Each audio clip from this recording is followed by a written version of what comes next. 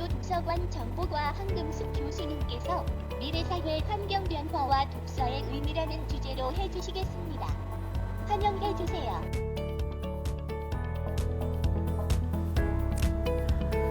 안녕하세요. 대림대 도서관 정보과 황금숙입니다. 네, 반갑습니다. 네. 코로나19로 지금쯤에 이런 국립어린이 청소년 도서관에 어린이나 청소년, 또 학부모님들이 활발하게 이용을 하셔야 되는데 서비스 제한이 있어서 개인적으로 매우 안타깝게 생각합니다. 또 이런 부모를 위한 독서문화 강좌도 저희가 이렇게 원격으로 준비할 수밖에 없는 것이 매우 안타깝네요. 하지만 다윈의 종의 기원에 보면 세상에 살아남은 종은 강한 종이 아니라 변화를 잘하는 종이라고 했습니다. 그래서 국립어린이 청소년 도서관에서 이런 부모를 위한 독서문화 강좌도 원격으로 준비하게 되어서 제가 강의를 하게 되었습니다.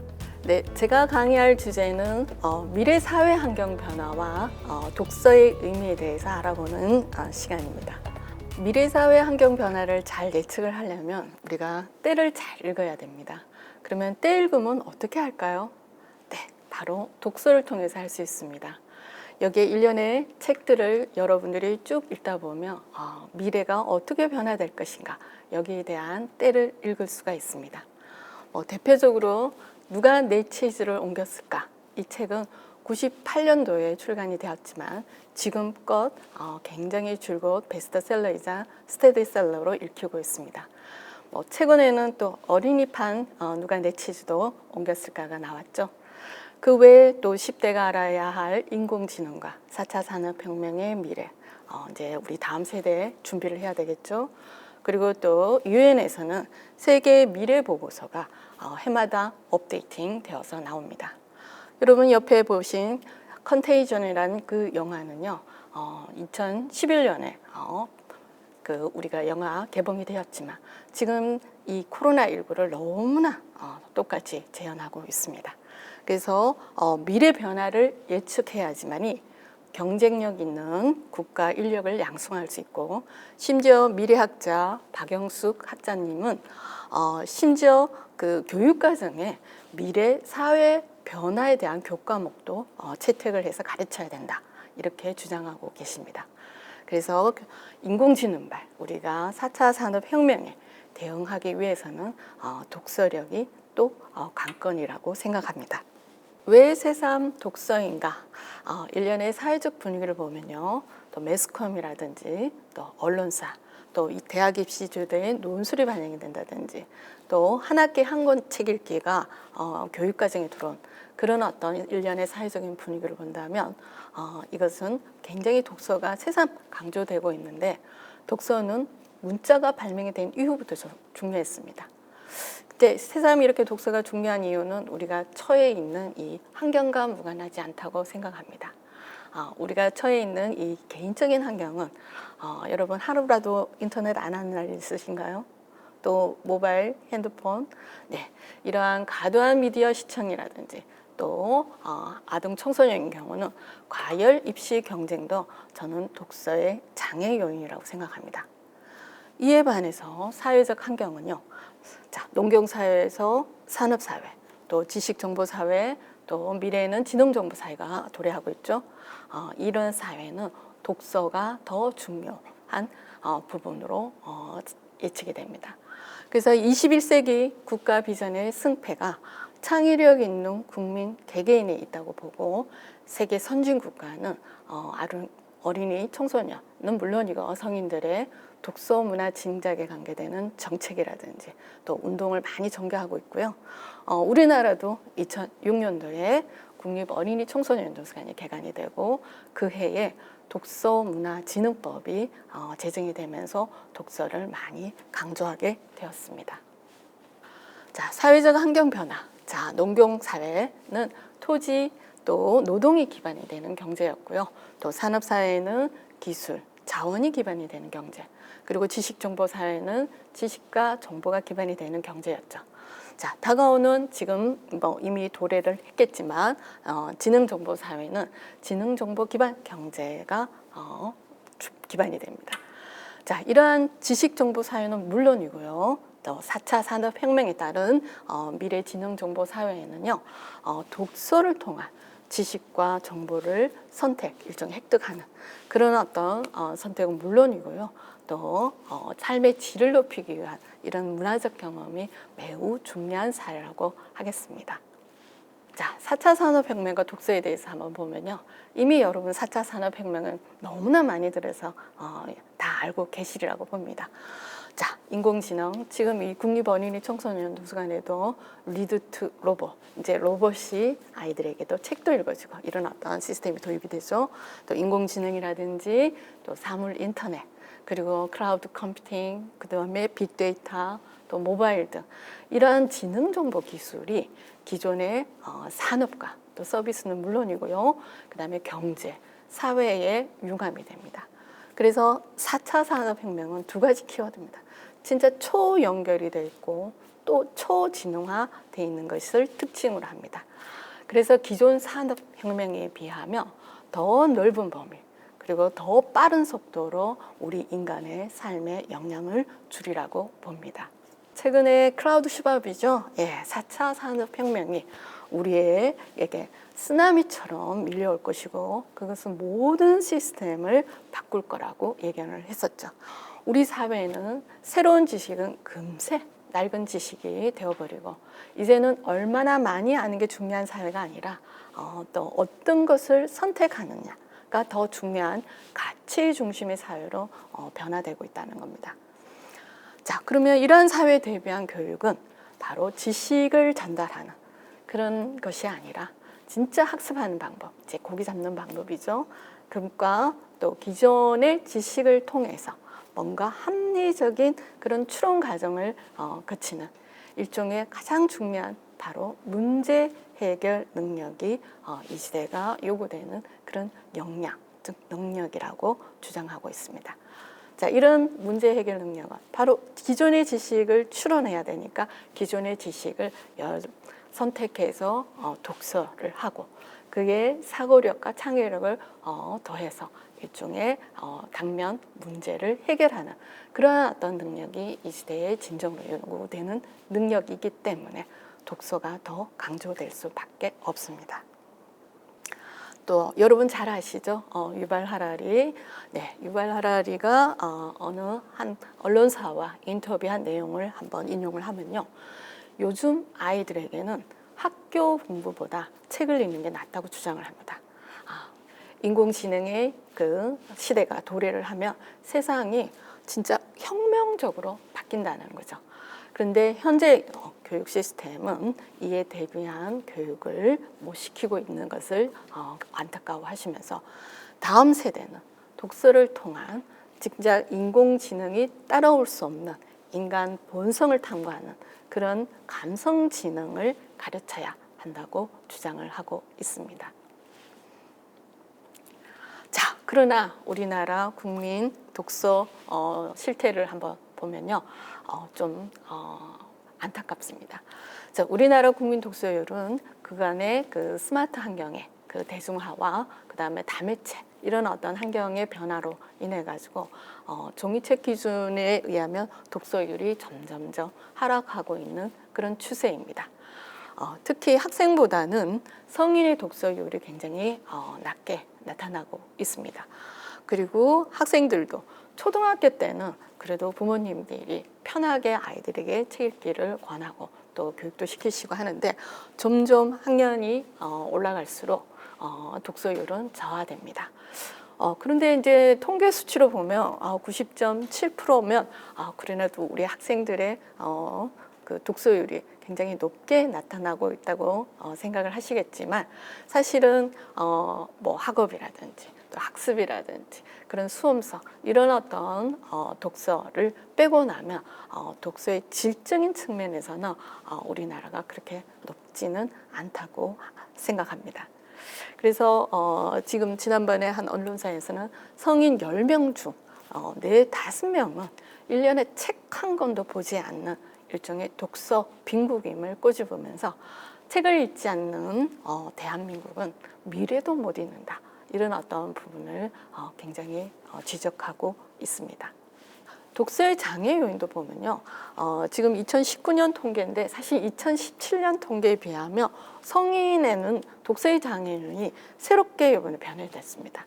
그래서 책 이외에 다른 콘텐츠를 많이 이용한다는 게 1위로 등극을 했습니다. 제가 생각하기에는 요즘 성인분들은 책보다는 일종의 너튜브나 이런 어떤 미디어를 굉장히 많이 시청을 하고 있는 것 같고요. 그 다음엔 우리 사회가 또 과열 경쟁 사회다 보니까 일, 또 공부 때문에 시간이 없다. 그리고 또 습관이 들지 않았다. 3위가요.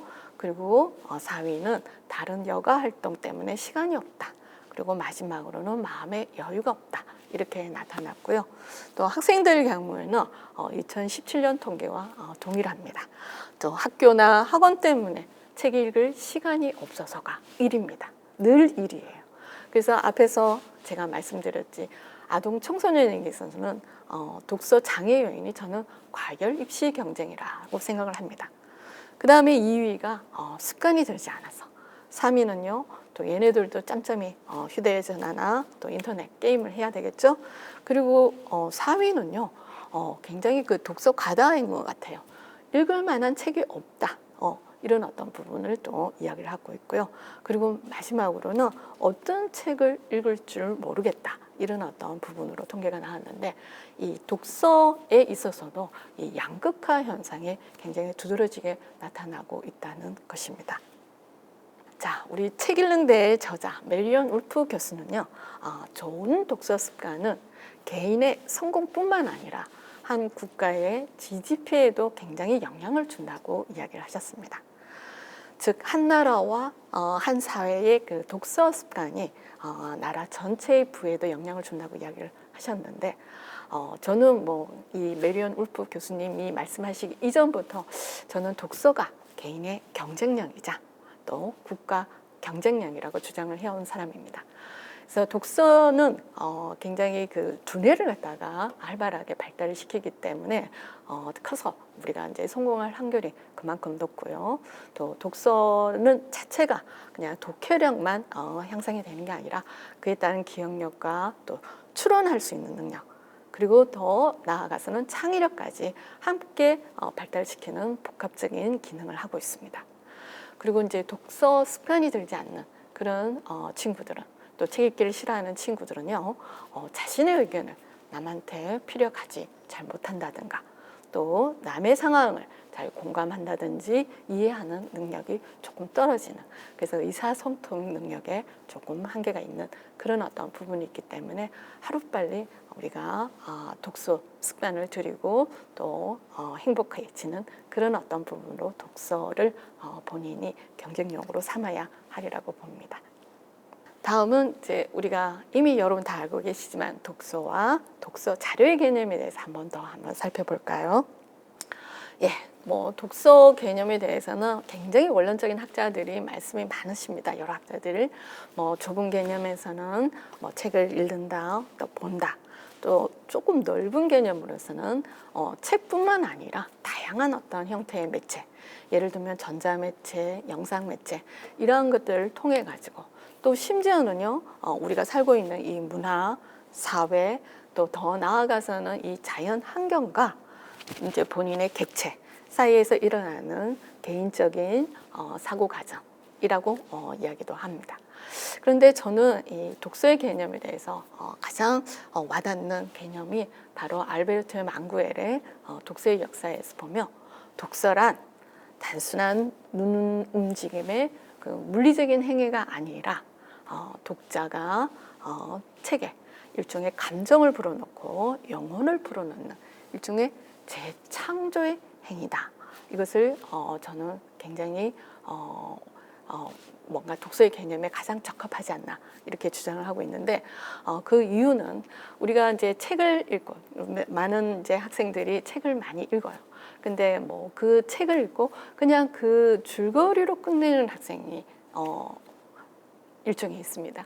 그런데 우리가 진정한 책 읽기라는 건요, 책을 읽기 전과 읽고 난 뒤에 그 본인의 느낌이라든지 감성, 그 다음에 생각, 그 다음에 태도가 달라지는 게 바로 재창조 행위라고 생각하고요. 그것이야말로 진정한 책 읽기가 아닌가 이런 생각이 듭니다.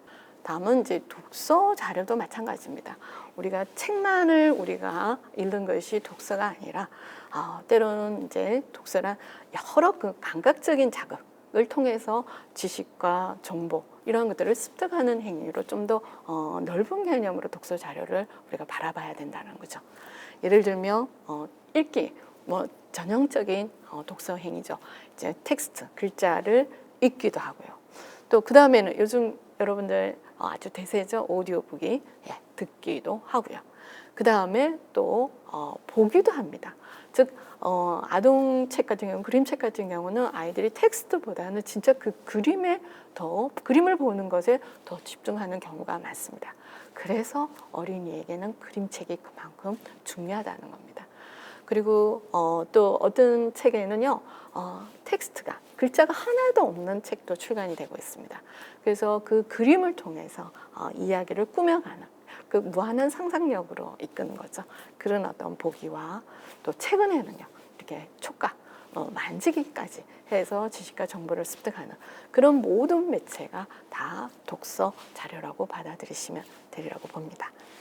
다음은 이제 이미 여러분들 자녀 독서 교육 잘하고 계시겠지만 독서 본질의 바탕을 둔 독서 교육 방향에 대해서 한번 알아볼까요?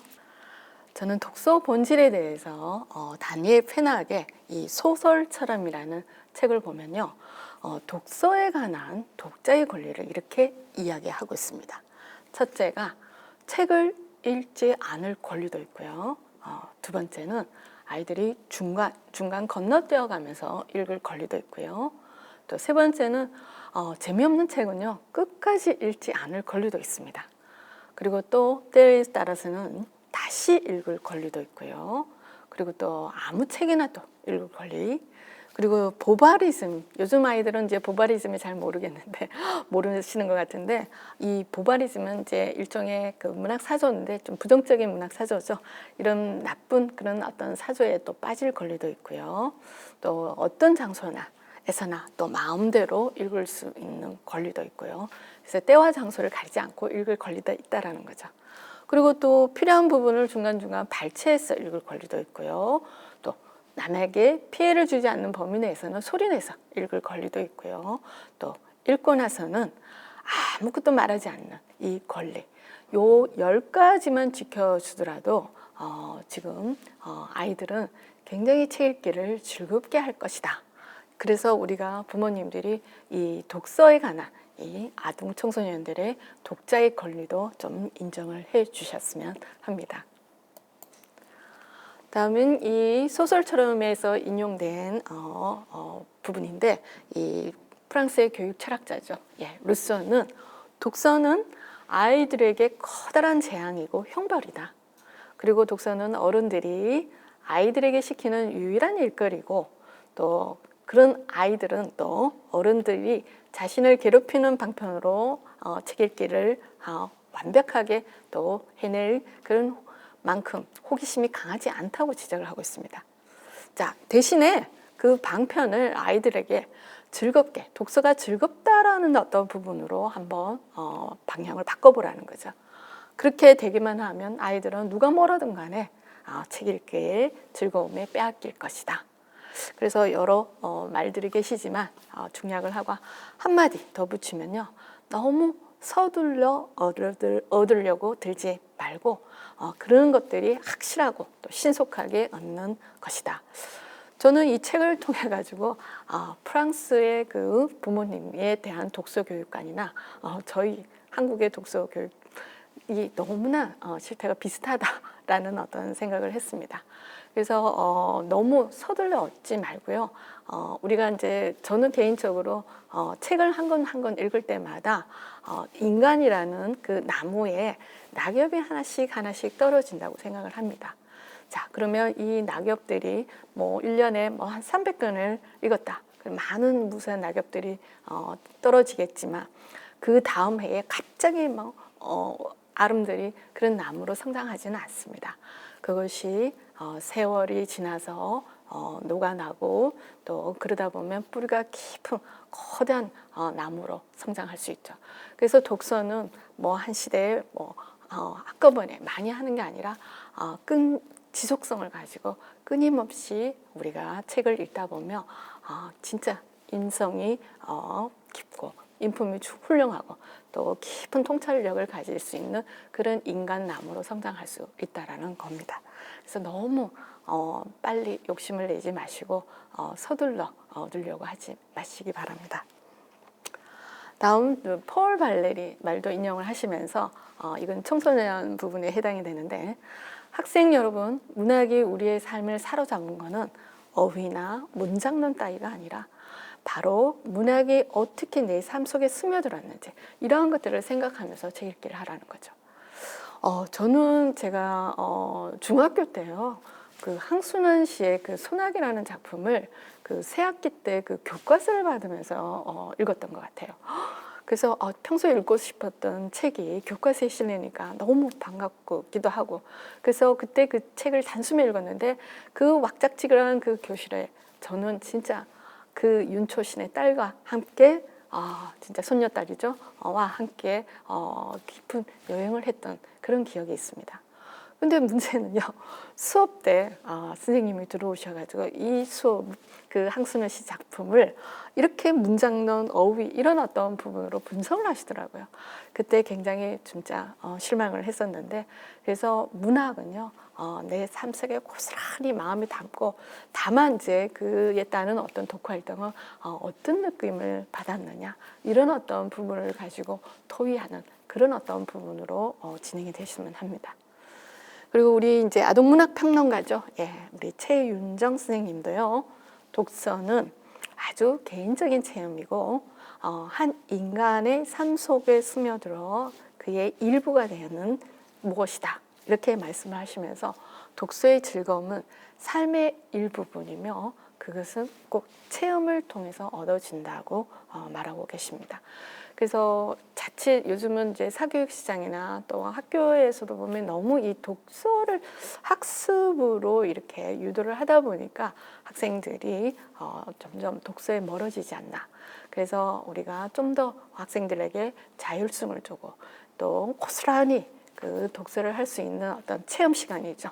그런 독서 시간을 확보해주고, 그래서 그런 어떤 우리가 주장을 늘 하다 보니까 요즘 최근에 들어서 뭐 한 학기에 한 권 책 읽기 이런 어떤 부분들이 교육 과정에까지 들어오게 된 배경인데, 그냥 부모님들도 아이들에게 책 읽는 독서 체험 이런 걸, 그리고 뭔가 거기에서 얻으려고 하지 마시고 고스란히 그 느낌 내지는 삶의 일부분으로 스며드는 그런 어떤 부분을 좀 기다려 주시고 참아 주셨으면 하는 그런 바람입니다.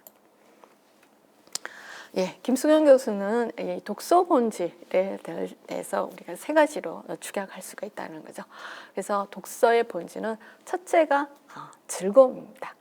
그러면 즐거우면 또 어떻게 해야 되느냐? 책이 즐거워야지 계속 반복적으로 읽을 수가 있고 그것이 습관으로 이어지겠죠.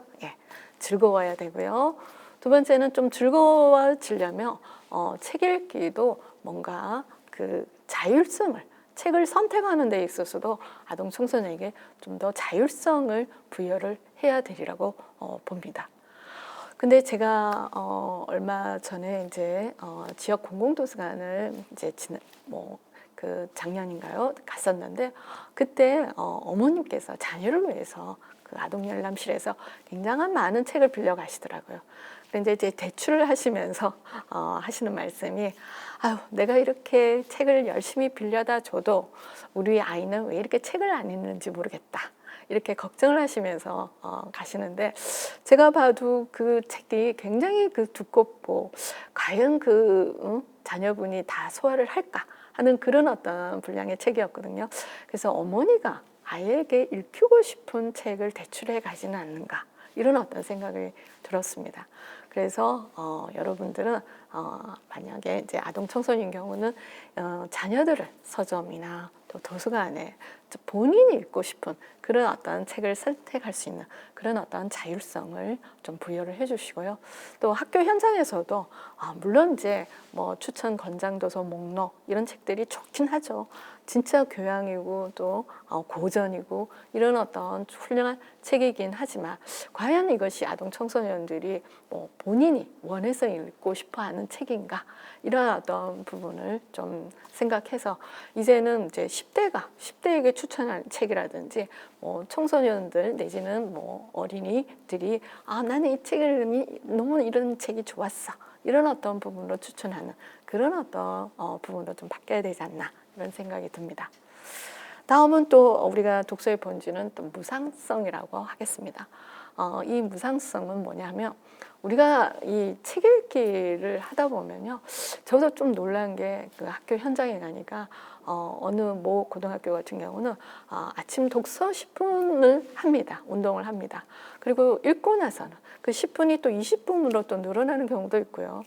읽고 나서는 아예 학교에서 자체적으로 제작된 독서 기록 노트를 갖다가 제공을 하고 거기에다가 무조건 기록을 내지는 독후감을 쓰게끔 그렇게 유도를 하고 있습니다. 근데 이거 자체가 아까도 우리가 다니엘 페낙의 그 독서에 관한 독자의 글리에도 보면 읽고 나서 아무것도 말하지 않는 권리도 있거든요. 근데 이런 어떤 부분이 너무나 꼭 읽고 나서 뭘 해야 된다. 뭐 이런 어떤 부분은 또 강제성이 또 포함이 되기 때문에 오히려 책 읽기에 멀어지는 그런 어떤 우려가 있습니다. 그래서 대개 보면 이 무상성이 어느 정도 보장이 돼야지만이 또 독서가 즐겁기 때문에 우리가 독서의 본질은 이 세 가지, 즉 즐거움과 또 자율성, 그 다음에 무상성이라고 하겠습니다. 되게 지금 학생들이 이제 저희가 한번 어떤 그 독서 그 자료가 제일 싫으냐 이런 어떤 실태 조사를 한번 해봤는데 그 1위가요 의외로 위인전으로 나왔어요. 그 이유가 대개 보면 가정에서 이제 위인은 한지를 삽니다. 예. 시리즈로 이렇게 구입을 하고 또 부모님은 좀 비싼 돈을 들여서 그 책을 구입을 해서 자녀분들이 많이 읽어주기를 원하시는데 근데 아이들은 그 1권부터 30분까지 이 책을 보면 아예 이제 좀 질려버리죠. 그리고 이제 처음 뭐 1, 2권은 읽다 보면 또 어머님들이 하시는 게 꼭 점검을 들어갑니다. 뭐 그 위인전이 어떤 업적을 세웠느냐 뭐 이런 어떤 부분으로 점검에 들어가고 그래서 이런 어떤 부분은 독서에 즐겁게 읽는다기보다는 뭔가 또 하나의 학습이다 이런 어떤 생각을 우리 아동 청소년에게 줄 수 있는 부분이 있기 때문에 반드시 읽고 나서는 아무것도 말하지 않는 그런 권리도 우리 자녀분들에게 인정을 해주셨으면 좋겠습니다. 다음은 이제 그 독서 교육 방향인데 이거는 제가 여러분들에게 그냥 제 개인적인 주관에 의해서 제공하는 어떤 부분인데 앞으로 우리 아이를 어떻게 이제 독서 교육을 해주냐 그 방향성을 이렇게 제가 한번 제시를 한다면 좀 더 그 창조적 감수성을 발현시킬 수 있는 그런 어떤 부분으로 독서 교육을 해주시면 좋지 않을까. 또 특히 그 문화 예술 활동을 통한 이런 창조적 감수성을 함양하는 게 굉장히 바람직하리라고 봅니다. 그래서 미국의 카네기 멜론 대학의 교수 리차드 플로리다 교수는 미래 변화를 주도하는 현대 사회의 주역을 바로 두 가지 창조적 감수성을 가진 창조적 계급이라고 말씀하셨습니다. 그리고 또 아까도 그 독자의 권리에서도 보면 뭐 읽고 나서 아무것도 말하지 않을 권리도 있고 활동을 하지 않을 권리도 있죠. 그런데요, 로버트 하이트 헤드는요, 아동 청소년들은 독서를 하는 동안 그것이 굉장히 즐거우면요, 천성적으로 그 어떤 생각이나 그 느낌 이러한 것들을 떠올릴 경우 그걸 너무나 다양한 문화 예술 활동으로 표현하고 싶어하는 것이 진짜 본능이래요. 그래서 그런 어떤 부분을 좀 더 발현시켜 줄 수 있는 그런 부분을 독서 교육을 하시면 좋지 않을까 하는 생각이 듭니다. 저도 제가 이제 강의를 하면서 독서교육론이라는 이제 교과목을 가르치면서 학생들에게 매번 이제 수행평가로 내주는 게 뭐냐면 독서 포트폴리오를 만들어 오는 겁니다. 근데 너네들은 이제 졸업을 하고 또 도서관 사서로서 또 독서 지도사로서 업무를 해야 되니까 독서를 습관화들이는 게 좋고 또 어떤 독서 자료가 좋은지 이런 어떤 부분에 역량을 갖춰야 되기 때문에 이제 어쩔 수 없이 강제성을 주는 거죠. 수행평가는 이제 강제성이 뭐 어느 정도 깔려 있으니까요. 그런데 처음에 저는 독후 활동에 대해서는 정말 오픈을 합니다. 그래서 너네들이 책을 읽고 하고 싶은 것대로 해야라. 그리고 그림을 하나 그려오든지 뭐 웹툰을 그려오든지 아니면 마인드맵을 그려오든지 그리고 뭐 영화 시나리오를 만들어 오든지 그리고 그냥 글을 쓰는 게 편한 친구는 글을 써오든지 이런 어떤 부분으로 오픈을 시켜놨는데 의외로 한 3, 4주차 지나다 보면요. 독후 활동이 굉장히 다양한 문화 활동으로 예술 활동으로 진화합니다. 그래서 뭐 엄마 없는 잔소리 없는 날 이런 어떤 동화책을 읽고 그게 따른 어떤 일종의 시나리오를 만들어 온 친구도 있고요. 또 어떤 친구는요. 그 보드 게임을 만들어 놓은 친구도 있습니다. 그래서 굉장히 그런 것들을 이렇게 진화하는 것을 보면서 그때 뭔가 즐기고 있구나 얘네들이. 이런 어떤 느낌을 그리고 또 책 읽기가 즐거우니까 뭔가 그걸 또 창조적으로 뭔가 표현하고 싶구나 이러한 것들을 느낄 수가 있었습니다. 그래서 창조적 감수성을 가진 창조적 계급을 길러내는 것이 그 사회의 진짜 중요한 성장 동력이 됩니다. 예를 들면 여러분들이 BTS가 얼마나 세계적으로 지금 그 젊은이들의 열광을 하고 있습니까? 이러한 창조적 계급, 일종의 창조적 감수성 이런 어떤 부분을 길러내야 되고요. 또 사고를 통해 상상의 과정 그 자체를 즐길 수 있는 이 독서 행위야말로 이런 창조적 감수성을 개발하는 기본 기술이라는 것을 알아두셨으면 합니다. 자, 다음은 우리가 또 독서교육 방향으로 저는 자녀분들의 그 인성을 고양시키는 어떤 방법으로 여러분들이 독서교육을 해주셨으면 좋겠습니다. 최근에 그 더크워스 교수죠. 대개 보면 이 그릿이라는 그 용어를 새로 이렇게 개발하셨는데 일종의 그릿은 글로스, 이 성장과 또 리실런스, 회복력, 그리고 인트릭싱 모티베이션, 내재적 동기, 그리고 테너서티, 이 끈기. 그래서 이 이니셜을 다 따서 이 그릿이라는 그런 어떤 부분으로 앞글자를 만든 미국의 심리학자입니다. 일종의 개념화된 그 용어고요. 그래서 우리가 성장과 성취를 끌어내는 데 결정적인 역할을 하는 것은 일종의 투지 또는 용기를 뜻하고요. 또 단순히 열정만과 근성만을 의미하는 것이 아니라 진짜 멀리 넓게 담대함과 또 낙단하지 않는 그런 어떤 끈기도 여기에 같이 포함이 되어 있습니다. 그래서 요즘 뭐 또 최근에 또 나온 뭐 회복 탄력성 이것도 최근에 어느 언론사 대표분이 굉장히 자기가 감동 깊게 읽은 책이라고 이야기를 하는데 이런 끈기 또 내면적인 어떤 동기 그 다음에 성장 그리고 뭔가 우리가 인생에 있어서 좌절이나 또 이런 어떤 부분에서 오뚜기처럼 일어나는 이런 회복력 이런 것들을 키워낼 수 있는 그런 어떤 부분으로 독서 교육이 전개가 되어야 되리라고 봅니다. 다음은 또 일종의 이제 자녀 우리가 2050년 되면요 구직 시장이 어떻게 될지 진짜 그 미래학자나 사상가 철학자도 다 지금은 장담을 할 수가 없다고 합니다. 그래서 저는 그래서 자녀들 스스로가 그 진로를 선택하는 데 있어서도 뭔가 이런 독서 교육을 통해서 진로 선택에 도움을 줘야 되지 않나 이런 어떤 생각이 드는데 물론 이제 본인의 적성이라든지 이러한 것들을 또 학교 측에서도 굉장히 다양하게 검사들을 합니다. 그러나 저는 여러분들 그 학부모님들이 이미 알고 계시는 분도 계실지 모르지만은 이런 다중지능을 이론을 적용한 그런 진로 선택 독서 교육도 여러분들이 한번 진행해 볼 필요가 있다라는 생각이 듭니다. 자, 이 다중지능이론은 이제 발달 심리학자 하워드 가드너가 개발하신 거고요. 인간의 지능에는 우리가 대개 보면 이제 학교에서 검사하는 것이 IQ, 또 최근에 와서는 뭐 EQ 이러한 것들만 강조를 하는데 인간에게는 이 8가지의 지능이 있다라는 겁니다. 그래서 되게 보면 인간 친화적인 지능, 일종의 이제 대인관계를 잘 이끌어내는 그런 어떤 사람들의 능력인 거죠. 여기에는 뭐 링컨이라든지 처치, 또 간디 이런 어떤 위인들도 있고요. 그 다음에 이제 또 자기 성찰 지능이 있습니다.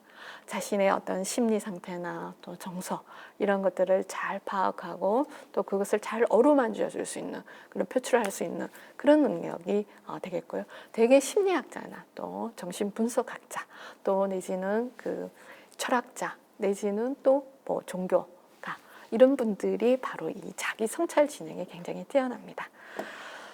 다음은 또 요즘은 이제 자연 친화적인 지능이라고 그러죠. 환경을 인식하고 또 분석하는 그런 어떤 능력이 되겠죠. 그래서 여러분 파브로 아시죠? 예, 파브로는 30년 동안 이 간충을 관찰하고 그 자연을 좋아하지 않으면 절대 할 수 없는 일이죠. 그 외에 자연 친화적인 또 환경운동가 데니서라는 분도 있고 또 최근에 굉장히 그 트럼프를 진짜 곤욕스럽게 만든 우리 환경운동가 13살 환경운동가도 있었죠. 이런 친구들은 굉장히 자연 친화적인 지능이 굉장히 뛰어난 친구들이라고 보는 거죠. 다음은 이제 또 공간 지능이 있습니다. 뭐 도형이나 그림, 또 지도, 입체 이런 것들을 구상하고 창조하는 능력이 되겠습니다. 다음은 이제 음악 지능이죠. 예, 음악과 박자를 싣고 또 창조하는 그런 능력입니다. 요즘 뭐 트로트가 굉장히 대세고 특히 아이들의 그 신동들을 보면요, 진짜 쟤네들 또 절대음감인 것 같아요. 또 여러 그 지금 일종의 K-팝을 주도하는 그런 어떤 작곡가들도 보면요, 여러분들 다 아시다시피 진짜 그 친구들은 정통적으로 뭔가 그 음악 공부를 하지 않은 친구들이에요. 그럼에도 불구하고 그 음악을 이렇게 구상할 수 있다라는 거, 창조할 수 있다라는 거는 정말 음악 지능이 뛰어나다라고 하겠습니다. 뭐 모차르트뿐만 아니라 뭐 우리나라 그 장영준 첼리스트라든지 또 조수미 씨, 스테이지, BTS 뭐 다 이 음악 지능이 뛰어난 친구들이고요. 다음은 이제 또 신체화 지능 운동입니다. 또 춤이라든지 또 운동, 또 연기 이러한 것들을 뭐 탁월하게 창조해내는 그런 능력이죠. 우리 그 김연아 진짜 세계적으로 유명한 이 선수들도 다른 어떤 지능보다 신체화 지능이 뛰어나기 때문에 운동 감각이라든지 어떻게 하면 이 트리플 악셀을 어떻게 더 잘할 것인가 본인이 계속 사고해서 개발하는 거죠. 이런 어떤 부분이라든지. 다음은 이제 되게 이제 수학자, 논리적인 지능을, 논리 수학적인 지능을 가진 친구들이죠. 숫자나 규칙, 뭐 또 명제 이런 것들이 굉장히 빠른 친구고 통계 뭐 이런 부분이 되겠고요. 그다음에 특히 이제 말을 잘하는 친구가 있습니다. 이런 친구들은 말재주, 또 글솜씨 이런 지능을 갖춘 친구들은 언어 지능이 굉장히 뛰어난 친구들이라고 보시면 됩니다. 저는 지금도 그 독서 프로그램 아동 청소년들에게 이러한 다중지능을 이루한 그래서 이런 검사는요, 여러분 휴대폰으로 보면 다중지능 검사라고 한번 쳐보세요. 그러면 문항이 한 휴대폰으로 한 50몇 문항이 나올 겁니다. 그러면 자녀와 이것을 체크를 하고 그다음에 1순위, 2순위, 3순위 이런 식으로 검사 결과가 나옵니다. 그에 따라서 그의 적성에 맞는 그런 어떤 독서 교육을 해주며 앞으로 얘가 미래에 자기가 직업을 자기가 잘할 수 있는 또 즐길 수 있는 그런 어떤 진로를 선택하리라고 봅니다. 다음은 또 하나는 창의성을 함양할 수 있는 독서 교육이라고 하겠는데 이 생각의 탄생 이 정도로 굉장히 두껍습니다. 다빈치에서 파이먼까지 창조성을 빛낸 사람들의 13가지 동구. 그래서 앞에는 우리가 지능이 8가지가 있었다면 우리가 창의성을 발현할 수 있는, 함양할 수 있는 데는 인간마다 13가지의 생각의 도구가 있다는 겁니다. 그래서 관찰, 파브르가 진짜 30년간 쭉 동충을 관찰했기 때문에 곤충학자가 됐던 거고요.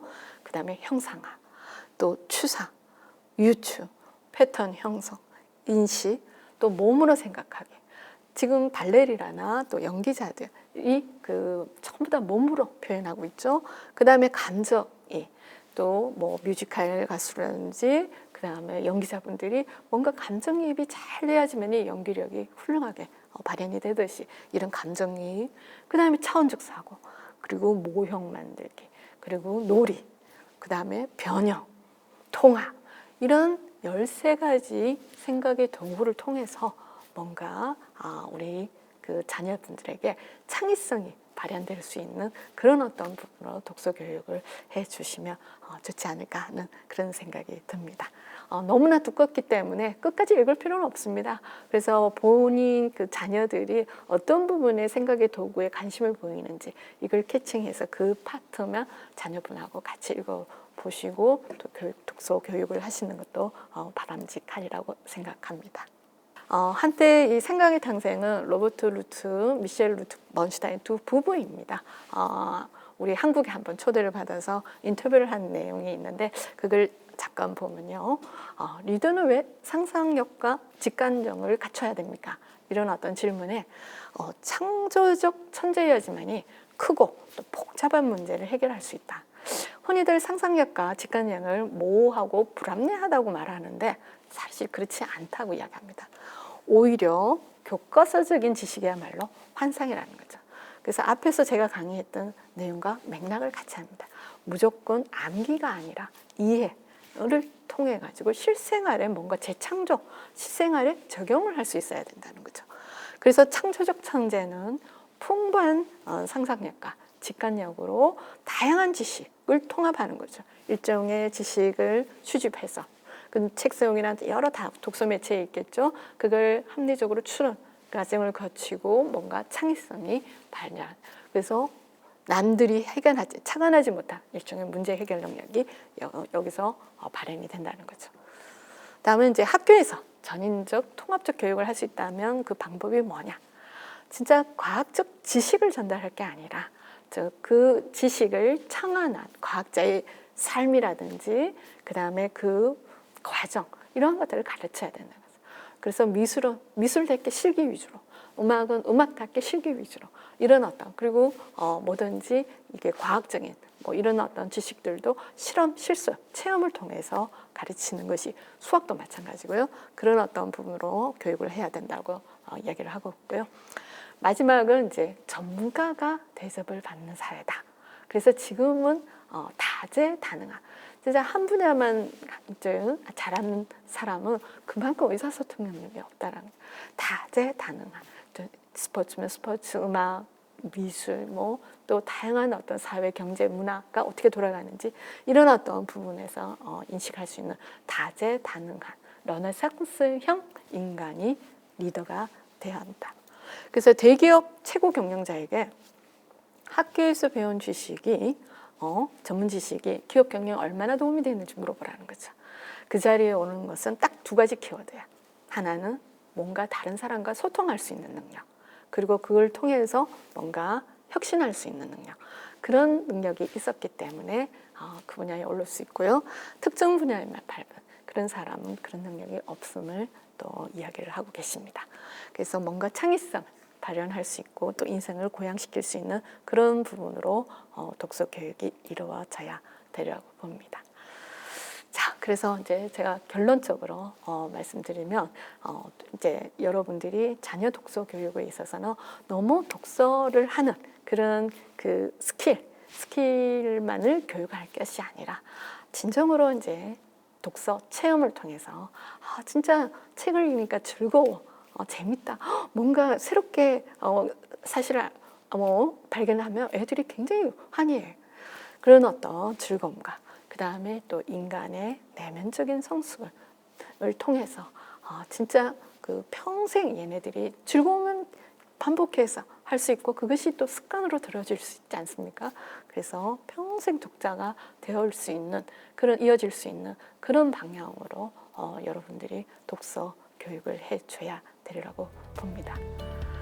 자, 오늘 제가 미래의 사회 환경 변화와 독서의 의미에 대해서 먼저 사회가 이렇게 변화되고 그만큼 독서가 더 중요하다는 부분을 말씀을 드렸고요.